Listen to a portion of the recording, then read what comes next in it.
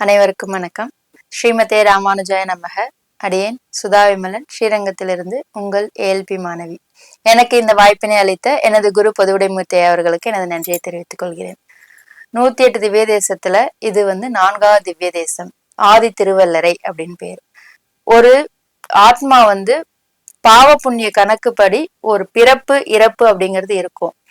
ஆன்மா பிறந்து இறந்ததுக்கு அப்புறம் அந்த ஆன்மா வைகுந்த வாசலை நோக்கி செல்லும். அப்ப அங்க பாவ புண்ணிய கணக்கு பாக்குறவங்க இந்த ஆன்மா புண்ணியம் நிறைய செஞ்சிருக்குன்னா வைகுந்த வாசலுக்கு அனுப்புவாங்க. பாவங்கள் நிறைய செஞ்சிருக்குன்னா ஒரே ஒரு கேள்வி கேட்பாங்க, நீ இவ்வளவு பாவம் பண்ணிருக்க, உனக்கு ஒரு வாய்ப்பு தரேன், நீ ஆதி திருவல்லரை கோபுரத்தை அட்லீஸ்ட் தூரத்துல இருந்தாவது தரிசிச்சிருக்கியா அப்படின்னு கேட்பாங்களாம்.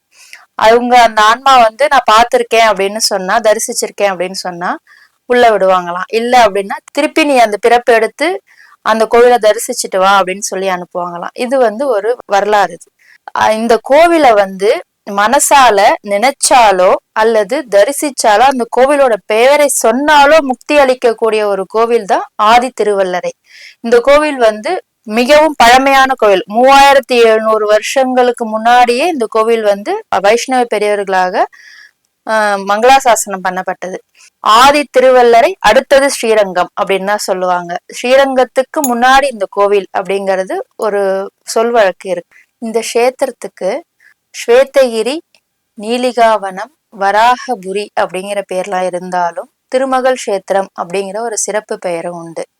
இதுக்கு ஏன் திருமகள் கஷேத்திரம் அப்படின்னு சொல்றோம் அப்படின்னா, எல்லா கோவில்லையும் பெருமாளுக்கு முன்னுரிமை கொடுக்கறாங்க, எனக்கு தாயாருக்கும் எந்த கோவில்லையும் முன்னுரிமை இல்லை அப்படின்னு தாயார் பெருமாள்கிட்ட வரம் கேட்கறாங்க. பெருமாள் வரம் கொடுக்கறாரு. இந்த கோவிலை பொறுத்த வரைக்கும் நீ முன்னே செல்லு, நான் பின்ன வரேன் அப்படிங்கிறதுதான். ஒவ்வொரு உற்சவ காலத்திலையும் தாயார் முன்ன போவாங்க, பெருமாள் தாயாரை பின்தொடர்ந்து வருவாரு. அதுதான் இந்த வழக்கப்படி நடந்து வந்துட்டு இருக்கு.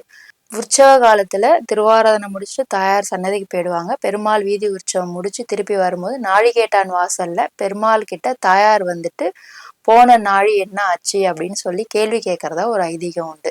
தாயாருக்கு பெருமாள் முன்னுரிமை கொடுத்து பெருமாள் தாயார் பின்னாடியே போறதாதான் அந்த கோவிலோட ஐதீகம்.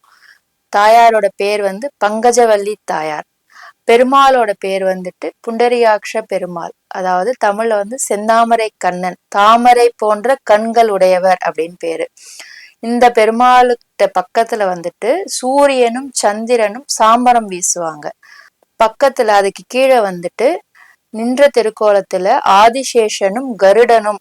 ஆதிசேஷன் பெருமாளுக்கு சென்றால் குடையாம், இருந்தால் சிம்மாசனமாம் அப்படிங்கிற ஒரு பாசுரம் உண்டு. இதுல அவர் நடந்தா குடையா வருவாரு, அமர்ந்தால் சிம்மாசனமா இருப்பாரு, படுத்தால் பாம்பனையா இருப்பாரு. ஆனா இந்த இடத்துல நின்ற திருக்கோலமா இருக்கனால திருவடியா இருக்கணும், பாதுகையா இருக்கணும். பெருமாளோட திருவடி இந்த கோவில்ல தெரியாதுங்கிறதுனால இவர் மனித உருவத்துல ஆதிசேஷன் பெருமாள்கிட்ட வணங்கினபடி இருப்பாரு. இந்த பக்கம் கருடன் இருப்பாரு. பெருமாளோட திருவடி கிட்ட மார்க்கண்டேய மகரிஷி அவர் எப்படி இங்க வந்தாருன்னா, என்றும் 16 அப்படின்னு வரம் பெற்றதுக்கு அப்புறம் ஒரு காலகட்டத்துல எனக்கு இந்த வாழ்க்கை போறோம், எனக்கு முக்தி வேணும் அப்படின்னு கேக்குறாரு. இந்த கோவிலுக்கு போயிட்டு பெருமாளை சேவிச்சா கண்டிப்பா உனக்கு முக்தி கிடைக்கும்னு சொல்றாங்க. இங்க தபஸ் பண்றாரு. பெருமாள் மார்க்கண்டேய மகரிஷிக்கு முக்தி கொடுத்துட்றாரு. அதே மாதிரிதான் தாயாரும் இந்த பக்கம் பூமாதேவியும் தபஸ் பண்ற திருக்கோலத்துல இருப்பாங்க. இந்த கோவிலுக்கு 2 வாசல் உண்டு. 6 மாத காலம் உத்தராயணம், தட்சிணாயனம் அப்படின்னு சொல்லிட்டு 2 வாசல் உண்டு. அந்த கோவில்ல போயிட்டு பெருமாளை சேவிக்கிறது ஒரு முறை. அது இன்றளவும் அதை கடைபிடிக்கப்பட்டு வருகிறது.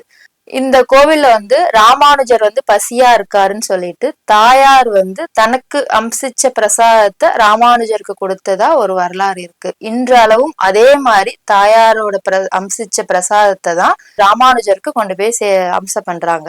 இந்த ஸ்தலம் முக்தி ஸ்தலமா கருதப்படுது. கணவன் மனைவி ஒற்றுமை, அதாவது தாய் தந்தை குழந்தைகள் எங்க வீட்டுல அப்பா அம்மா எல்லாம் சண்டை போட்டுட்டே இருக்கிறாங்க அப்படிங்கிற ஒரு காலகட்டம், அந்த குழந்தைகள் மனசளவுல பாதிக்கப்படுறாங்க இல்லையா, அவங்க எல்லாம் கண்டிப்பா இந்த கோவில்ல சேவிக்கலாம். அதாவது ஏல்பி லக்னம், கடக லக்னம், சிம்ம லக்னம் போயிட்டு இருக்கிறவங்களும் ராகு பகவானோட நட்சத்திர புள்ளி போறவங்க எல்லாருமே இந்த கோவில்ல சேவிக்கலாம். கண்டிப்பா இந்த கோவில் மிக பழமையான ஒரு பெருமாள் கோவில். தாயாருக்கு முக்கியத்துவம் கொடுத்தது, மார்க்கண்டேய மகரிஷிக்கு முக்தி கொடுத்த கோவில்.